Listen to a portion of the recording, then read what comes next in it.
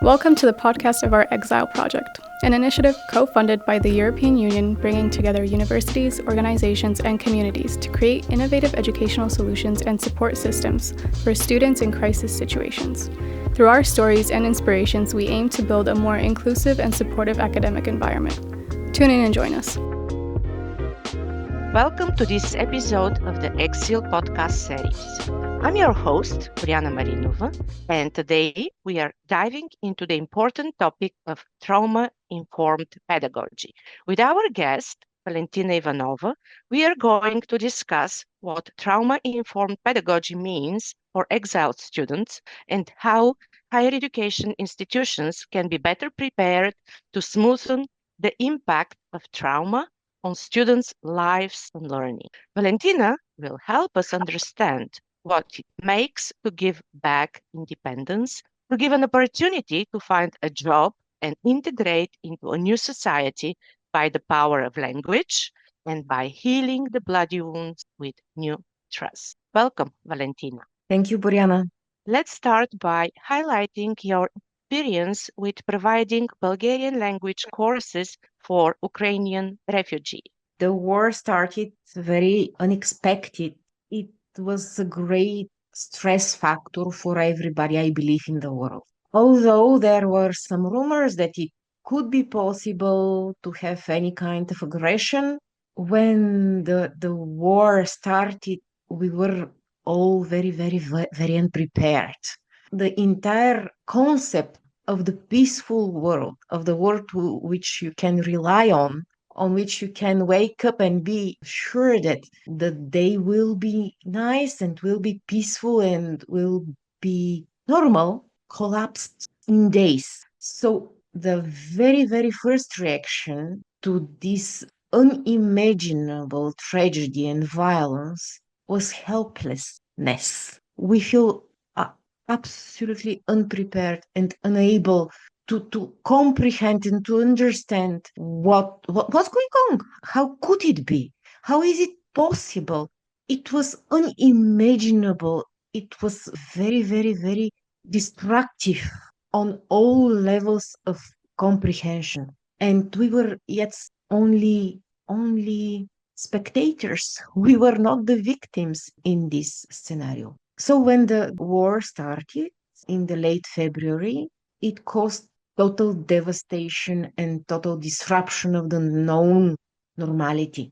And in the very first days and weeks, I was crying, only crying, not finding a way to overcome the tragedy of the events, of the huge events which were unfolding in front of our eyes. 1 month into the war, the team here in Akademia Nikola Tesla gathered and decided to help the Ukrainians to communicate in Bulgarian. We posted only one information post in Facebook about our initiative, inviting people with their children to come to our academy and to be part of our Bulgarian language classes. And we have only 3 likes on this post. But on the first day of the event, 100 people came on our place. We were totally unprepared. They were scared, they were silent, they were afraid to let their children go in the next room without them. They were very scared to separate themselves from their children. And I believe that both sides were not sure what to expect and how to react. We were prepared only for 2 groups, and we have to face 100 people in need, which came to seek some kind of support and some kind of help, and if you like, some kind of security under our roof. And since this very first day, we accommodated and we helped more than 3,000 Ukrainians to learn a little bit more of Bulgarian language, to feel themselves a little bit more at home, or feel themselves a little bit more welcome in the country they have selected, and to find security in the times of total destruction. The demand was way higher than we have anticipated, and we were able to respond to this demand thanks to the volunteers we involved at the first days and in the first classes in Bulgaria. Okay, so it was really hard, I can hear, but and you had some capacity issues, which is also difficult to cope with. But beyond capacity issues, what other challenges did you face in the process? In the very first days, everyone was willing to help and was searching for different ways to contribute to this common effort to ease and to support the integration of the newcomers from Ukraine to Bulgaria. The main challenge was to sustain this effort and to continue with this effort after the very first days of shock and of total devastation. The main challenge was to provide the help for as long as it is needed, not only on the very, very first moment. We were on the very first line of the very first wave, and this very first wave swept us away. It took us all the available resources. It took all the available volunteering will and force and goodwill.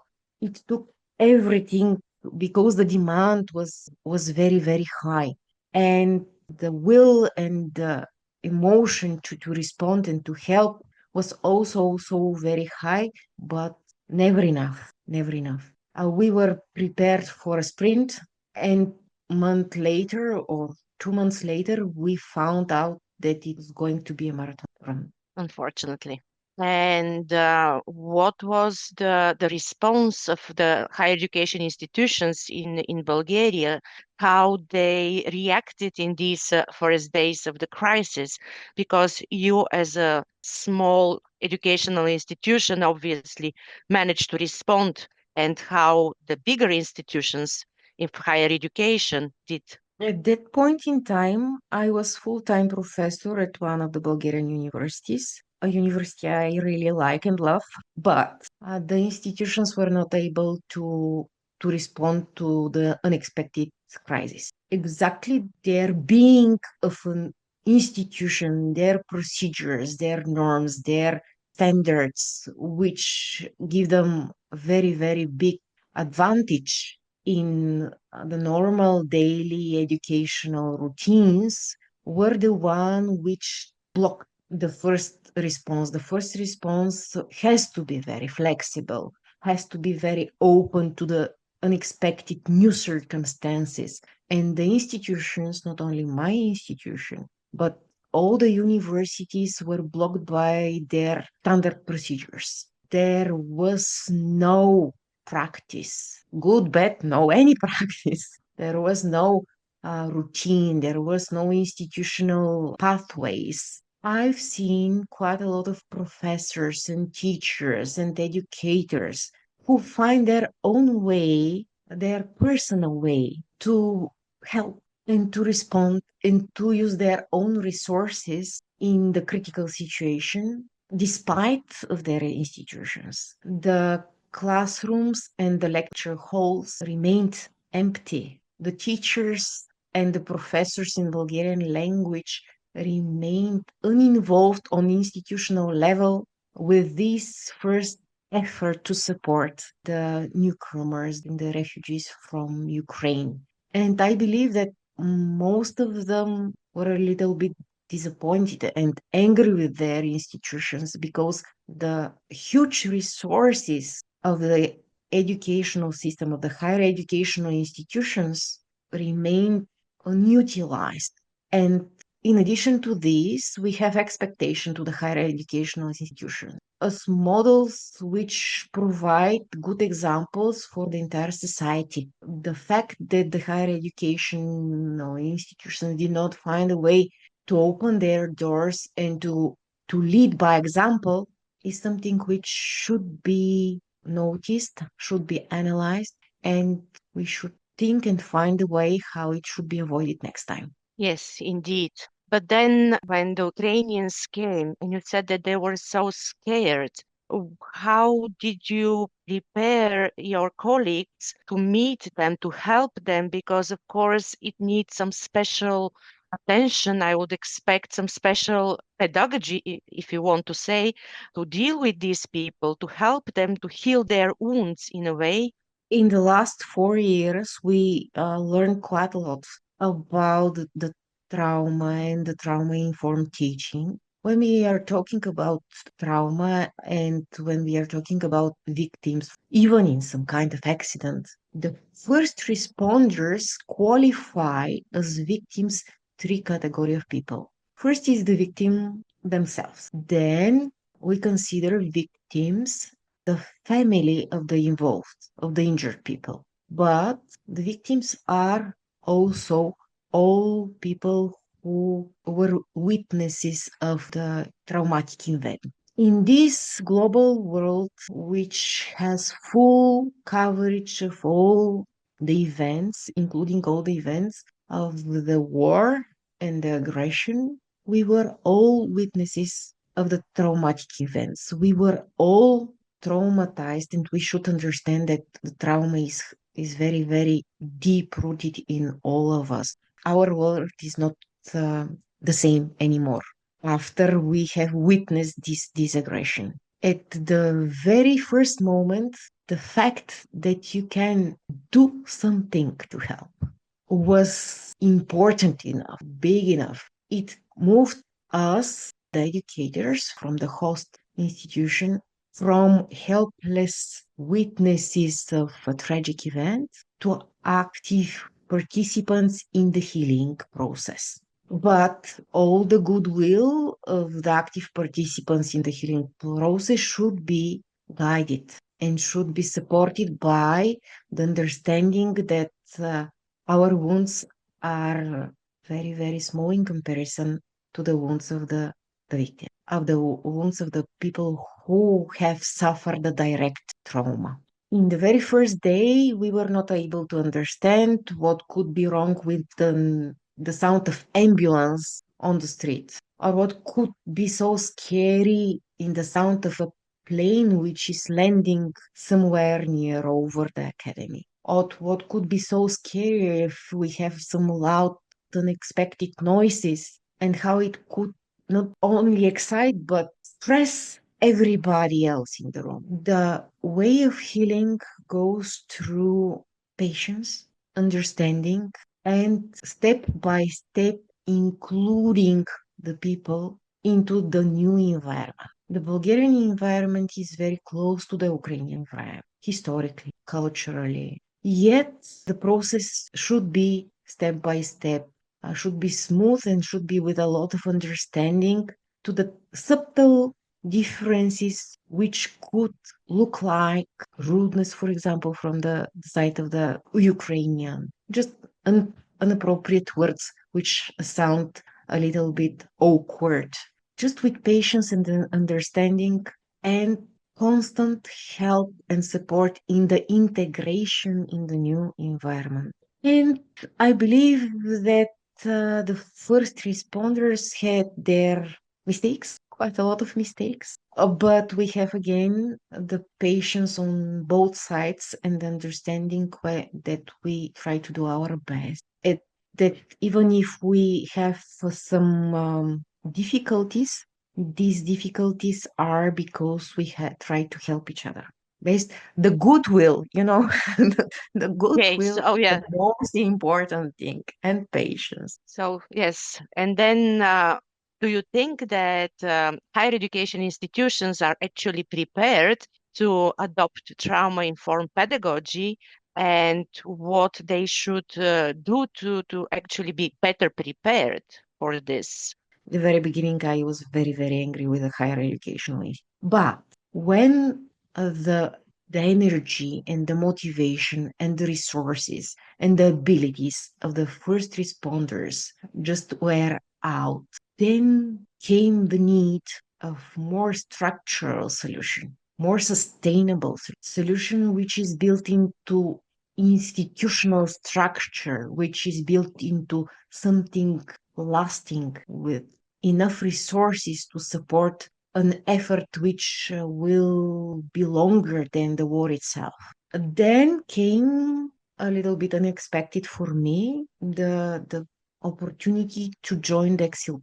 And this project in the last 2 years dived into the needs, dived into the practices, to the all possible responses which took place in the early days and try to structure them into sustainable, procedural, institutional solutions. All the experience of the NGOs, of the volunteers, of the first responders, of the universities all over Europe who, in fact, were able to open their doors, were collected in a set of good practices, best practices, which I believe are very, very useful and could be a treasure in the next crisis. Then we made a systemic effort to extract and to formulate guidelines how the teachers could integrate the appropriate pedagogical methods which will provide the easiest and the more fluent and effortless inclusion for the students in exile. And of course, this effort in the classroom is a little bit doomed to failure if it is not supported by the university as an institution, if it is not supported in the administrative level and in the policy level and in the procedures and structures and the standards of the university.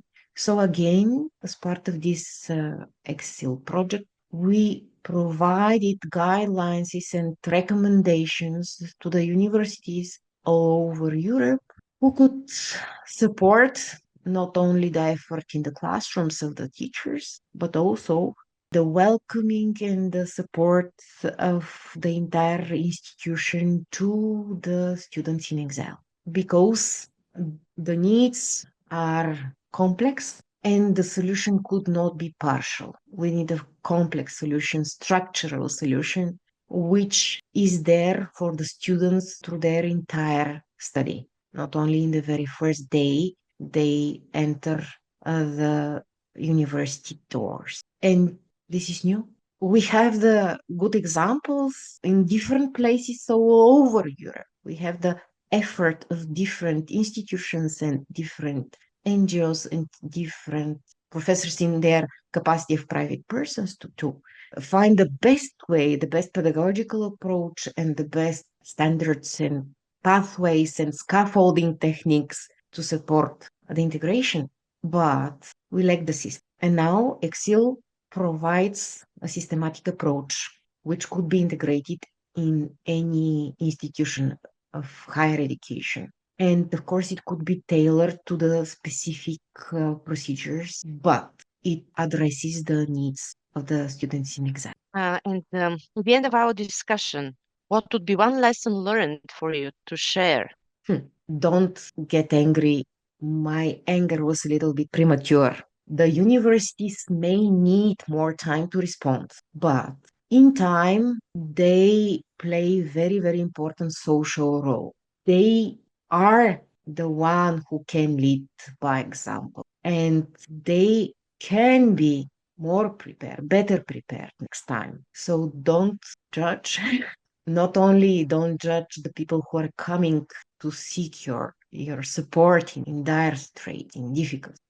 Have patience towards everyone involved in the crisis. The crisis is the time when we learn, when we step out of our comfort zone. And the crisis is the opportunity to be better. So I'm very, very thankful that we were able to be part of the first wave of support. But I'm also very thankful that after this very first effort, for example, in the first 2 years of the war, we continue with the effort to collect, to organize, to system, to put into a system the know-how and the lessons learned and the best practices, and to provide recommendations and guides for any higher educational institution which would like to be more responsive and more inclusive in the time of crisis. Thank you very much, Valentina, for sharing your experience with us today. Let's hope that more universities in Europe will understand the importance of trauma-informed pedagogy and learn how to implement it when needed. Hopefully, the need is less, but we need to be prepared. Please find more information about the exiled project on our website, exiled-project.org, and follow us on LinkedIn to stay updated and listen to more of our podcast. Thank you.